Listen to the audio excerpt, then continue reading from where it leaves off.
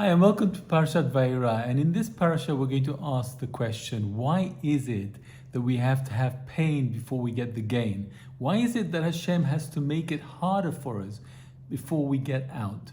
And this parasha is intrinsically connected with the end of the Shemot. And in the end of Shemot, after Moshe tries to get them out, everything gets worse and the Jewish people are really upset. They meet Aaron and Moshe and they say to him, "May God look upon you and judge you, for you made our very scent abhorrent in the eyes of Pharaoh and the eyes of the servants, and you placed the sword in their hands to murder us." Very powerful words. And Moshe's response is that he goes back to Hashem in the midah of mercy, and he addresses the midah of din, Adonai. Lama horati la'am hazeh, lama zeh shalachtani. Why have you made this evil in the eyes for this people? And why have you sent me? From the time I came to Pharaoh to speak in your name, Hashem, you did evil to this people, and you did not even rescue your people. V'hatzel lo hatzalti. How can Moshe speak like that? And what is it that Hashem wants us to learn from these pasukim? So let's have a look at what the Alshech said. Moshe is concerned that having got the assurances in the burning bush from Hashem in the midah of Rachamim, Yud Kei Vav Kei, that he's going to take them out, all of a sudden he's suspecting that this whole thing has gone backwards because Hashem in midah hadin, Elokim, comes down and says, "Wait a minute, you want to take the Jewish people out? Let me just check their accounts. Let me just check whether they merited to go out." And he checks them and he sees that they weren't, and then things get worse, so that the Jewish people do teshuvah. So Moshe is saying to God, why did you send me? Let them do teshuvah and then send me. Why are you sending me before they've done teshuvah? Or could it be that there's something lacking in me, Moshe, that has caused this reversal of what we wanted? And if you were to say to me, "Oh, it's just birth pains," that can't be the case because we've had no birth. Nobody's come out. You've not saved anybody. Not the Shekhinah, not Bnei Israel. So how could that be? And it's very interesting, the language, because it says, "V'hatzel lo hitzalta," is a mirror image to pakod pakadati. Pakod pakadati, you should surely be redeemed. Pakod relates to the Shekhinah, that Moshe has to redeem the Shekhinah. Pakadati relates to Bnei Israel, redeeming the Bnei Israel. And the same thing with V'hatzel lo hitzalta. The Hatzel relates to the Shekhinah. You haven't taken that out. V'hitzalta relates to Bnei Israel, also not taken out. And also the Alshech said it relates to Et Amecha. Et is the reference to the Shekhinah, and Amecha is Bnei Israel. So what is going on? We have to understand that God is very upset with Moshe in his language, and that's why he's addressed him in this parasha in Vayera with Vaydaber Elokim. In the name of justice, he reprimands Moshe, and then it's more softly, he says, "Vayomer elav ani Hashem," Yud Kei Vav Hei, and he says, and this the Alshech says is like this: "I disapprove of your wordings of how you responded to me, Moshe, but I know that your heart is pure and you have good intentions, and all you want to do is to help Bnei Israel, my children. And so because of that, I will not punish you. The punishment you would have got was a diminishment in your godly consciousness and your prophecy, level of prophecy. But I'm not going to do that because I can read into people's hearts and I know that your intentions were great." And by the way, this is a great lesson for parenting, because we're taught here by Hashem that we should always reprimand behavior or action, but not the person. So in order to understand what's going on, the Alshech says that the ministering angel of Mitzrayim had a very big claim against the children of Israel. He says, "Hashem, you promised that for 400 years they're going to be enslaved. Why are you trying to take them out earlier after 210 years? And so the question is asked, is the period of time in Egypt determined by a specific time or a specific amount of pain? Because one thing is clear, the Jewish people were not able to last a minute longer than they did. So in a way, Hashem had to shrink the 400 years into 210. And Hashem wanted to justify the shrinkage of time with some action. And the way he did it was he invited the Mitzrim to punish the Bnei Israel more than they needed to. And as a result of that, God was able to shrink the time that Bnei Israel had to stay as slaves. And let's analyze God's response to Moshe. Va'era el Avraham, el Yitzchak, ve'el Yaakov, be'el Shaddai. I appeared to the Avot in the form of El Shaddai. Ushemi ad Yud-Kei Vav-Kei, lo nodati lahem. And this essence of mine in Yud-Kei Vav-Kei, I did not make known to them. And this is a very odd thing, because surely Yud-Kei Vav-Kei was revealed to the Avot as well. And so the Alshech is saying like this. He's saying, don't think that the promises I made to the Avot are subject to my midah of rachamim, because the promises that I gave to Avot were not given in my name as Yud-Kei Vav-Kei, rachamim. They were given to the Avot in my name as El Shaddai, which is the meaning of which is to put down adversary, to create boundaries, and basically is the midat hadin.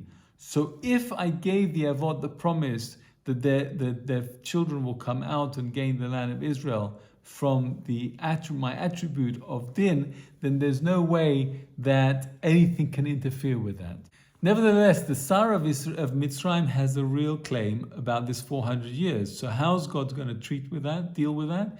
He said, the Alshech says that he says, okay, I did say 400 years, but I'm going to count the 400 years from the birth of Yitzchak. As it says, Ki ger yeh zarecha, that you will surely be strangers in land, zarecha meaning from your seed, meaning from the birth of Yitzchak. And the key phrase here is Ve'ani shamati et nakat ben Israel, asher Mitzrayim ma'avdim otam, which is the extra pressure, the unnecessarily extra pressure that the Mitzrayim were applying on the Bnei Israel. This was what Hashem is able to use to shorten the time. And as a result of this extra pressure, I am now activating my promise to the Avot. That's what Hashem is saying. And Hashem is preempting three possible concerns the Bnei Israel will have about leaving. It seems like an unrealistic idea that they would leave Mitzrayim. Why? Because no Eved is Mitzrayim has ever left it. So how are we all of us going to leave them? So there were three concerns that the Jewish people felt were unbreakable. The first is the Mitzrim wanted them to stay as their slaves. Secondly, that they were subject to the reality of slavery. They had no power, and they were subject to the mazal of Mitzrayim. Earlier on, the Pharaoh understood that as long as the Jewish people stayed in Mitzrayim, they were subject to the mazal of the sheep, Aries, of Mitzrayim, and that would make sure that they wouldn't be able to leave.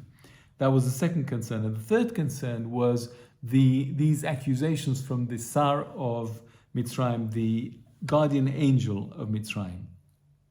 And to this, Hashem tells Moshe, tell the Jewish people not to worry. Why? Because Mitzrim, they have no interest anymore in you staying there. It's just Pharaoh that is keeping them there. Secondly, with regards to the mazal, there is a mazal at the moment that's holding you back, but you are going to overcome that. How? By doing the Korban Pesach, by taking the sheep, which is the emblem of their mazal of Mitzrayim, and sacrificing the sheep. You are then taking control of your own mazal, even though you're still in Mitzrayim. And that is the big test for the Bnei Israel. And we identify that not all the children of Israel were able to take on that task of sacrificing the deity of Mitzrayim. and those that didn't, unfortunately, didn't survive after the choshech, the darkness. And with regards to the Sar Mitzrayim, this is the most difficult of all the three obstacles, because this is really a heavenly energy, and this energy will stay as an oppressor of Bnei Israel until the very end. When is the very end? At Kiryat Yamsuf, because the Sar will come and say, I want to judge these people. And Hashem will say, okay, you judge them on that side. I'm going to bring the angel Mikael, and he will judge and he will defend them on this side. And I, Hashem, will be the judge. And as a result of that court hearing, Hashem managed to kill the Sar of Egypt, and Hashem shows the dead body, so to speak, of the Sar to Bnei Israel on the shores, as it says, Bezroa netuya umishpatim gedulim, and it says Met al Tsfat Israel. Met al Tsfat Israel is referring to the Sar. And the Alshech comes back to this theme of, why do you want to choose us, God? Why do you want to give us all these hardships? Why don't you go to Ishmael or Esav and leave us alone? And the Alshech says, if you're thinking like that, this is Hashem's answer. He says to him, listen, when you understand the prize at stake as a result of you sustaining this hardship, you will definitely feel that it was worth doing it. Why? Because what is the big prize? The big prize is you will be for me a people, and I will be a God for you. ולקחתי אתכם לי לעם והייתי לכם לאלוהים. And this is the fundamental prize that we're trying to establish by going through all this. And God is saying, so to speak, how will you know, how will you recognize my awesomeness if you don't experience the troubles that you're in and how I took you out of Egypt? It is only through that you will recognize me. And to the extent that you're feeling afflicted is the extent that you're going to have the gain. No pain, no gain. And it is only through galut, this exile, that I can give you the land. Why? Because kiger yeh zaracha, that your offspring will be like strangers. And Ishmael and Esav declined to go through that pain and left, and it was only Yaakov who accepted to take that pain. As the saying says, he who pays the debt of the father gets the inheritance. And the inheritance is that we, the Jewish people, become a holy nation, representing God, permanently inheriting the land. This inheritance is an unconditional inheritance. There's no break clause in it, and no generation of the Jewish people can elect to give away that land. It's not anybody's to give away, because it was given to us in eternity. It is our legacy. That's why it says Morasha. And Moshe says everything to Bnei Israel. He says, Vayomer Moshe ken. He said exactly what Hashem said. El Bnei Israel, velo sham'u el Moshe mikotzor ruach u'ma'avodah kasha. And they didn't hear him because of this hardship, this shortness of breath and hard work that the Mitzrayim was subjecting them to. And yet when Hashem says to Moshe, come, speak to Pharaoh, Moshe's response is unbelievable. וידבר משה לפני אדוני לאמור, הן בני ישראל לא שמעו אליי, ואיך ישמעני פרעה ואני ארל שפתיים. And he says, he gives Hashem a kal vachomer, an argument as follows. He says, if the Jewish people didn't hear me, how will Pharaoh listen to me? And in any case, I am stuttering in my mouth. And the Alshech is puzzled. He said, how is it possible that Moshe yet again is accusing the Jewish people of not listening to him? And how are you comparing the Jewish people with Pharaoh?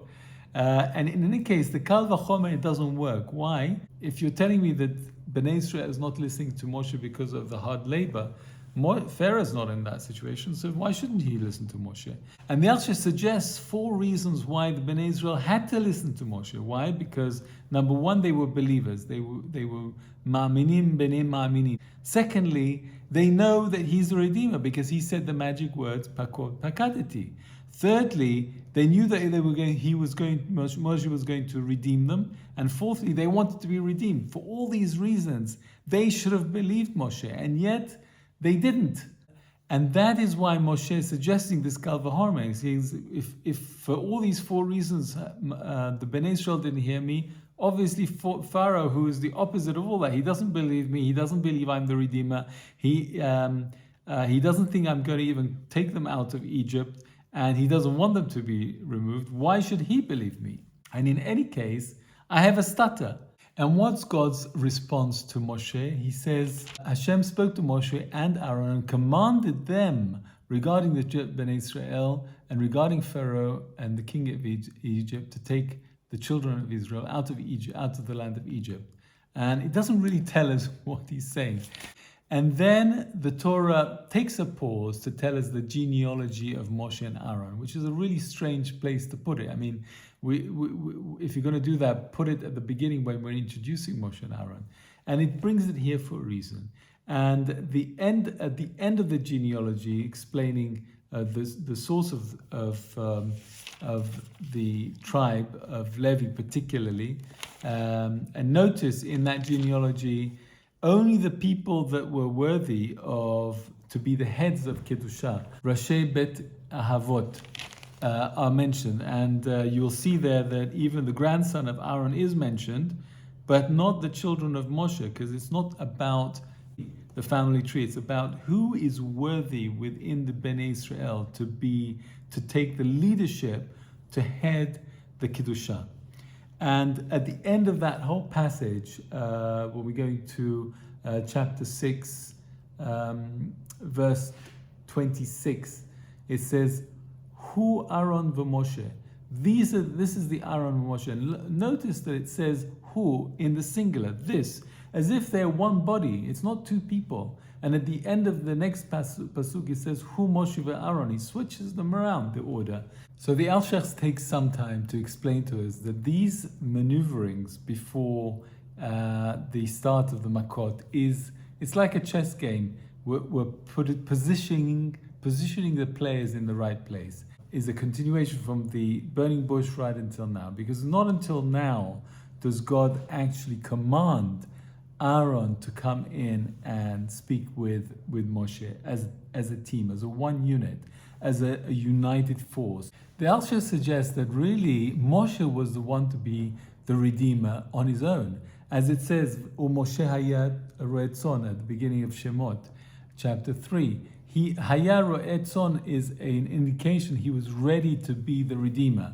And he could have done it on his own. But he had this perception, this imagined obstacle that his stutter was going to let him down and not going to allow him to conclude his mission. And this was something that was just part of Moshe's makeup. It wasn't an actuality, because God told him, you don't need the perfect speech to do this, you can do it without it. And secondly, the Torah tells us that the reason the Bnei Israel didn't listen to the Moshe was not because of his stutter. It was because they were in slavery and lacking of breath and no energy, and they were dehumanized through the process of slavery. But in Moshe's mind, the reason the Bnei Israel didn't hear him was because of his stutter. And he's saying that, it's definitely not going to work with Pharaoh. This is what Moshe is imagining. And so, as a result of that, Aaron is stepped in and he was given a command by God to come in and become the mouthpiece of Moshe. And you could ask, if that's the case, Aaron was a representative of God before Moshe came onto the scene. So why not let Aaron do the job on his own, since Moshe was so reluctant? Aaron was a Kohen Gadol. He was the ambassador of the Jewish people to God. The Jewish people loved him because he lived amongst them, he cared for them, he loved them. Ohev Shalom, Rodef Shalom. He created peace between them. He was the representative of the Jewish people that they completely trusted. Moshe, on the other hand, was the only person that was able to take out the Shekhinah out of Mitzrayim. and was able to take Bnei Israel as well. But he personally felt inadequate because of his stutter to be able to do it. And that's why Hashem had to bring in Aaron to bolster him. And together they made a unified form, because in the same way that Aaron is the ambassador of the Jewish people to God, Moshe becomes the ambassador of God to the Jewish people. And together there is a connection between heaven and earth. And that's what we've been looking for ever since Bereshit. This magic connection between heaven and earth, which can be found in Jerusalem, which can be found in the holy sites like Tzfat. And we feel such a strength and such a conviction and belief and bitachon when those two entities are connected. And that is the magic combination of Moshe and Aaron. Hashem is giving birth, as it were, to a nation. This is a birth between Hashem and the Avot, making a baby, and the baby is growing in the womb. The womb is Egypt, and Hashem is impregnating the Jewish people with the Shekhinah. And that's why the Shekhinah was trapped in Egypt and couldn't get out, because it couldn't leave the Jewish people. They're locked in as one. The Jewish people and the Shekhinah are locked in together in a marriage as one, and had to be redeemed together.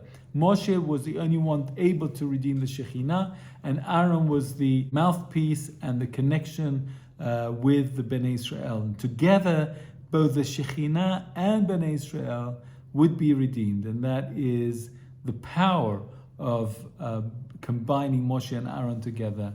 So there you have it. In the meantime, I just want to leave you with this bracha, and that is that often when we're given a mission, we think that we're inadequate, as Moshe did. He's human. We're all human. And we have to, please God, pray that we have Hashem's blessing to overlook our shortcomings, because many of them are imaginary and indeed unnecessary to complete the task. So may you have a wonderful, wonderful week, and I look forward to seeing you next week. God bless. Take care.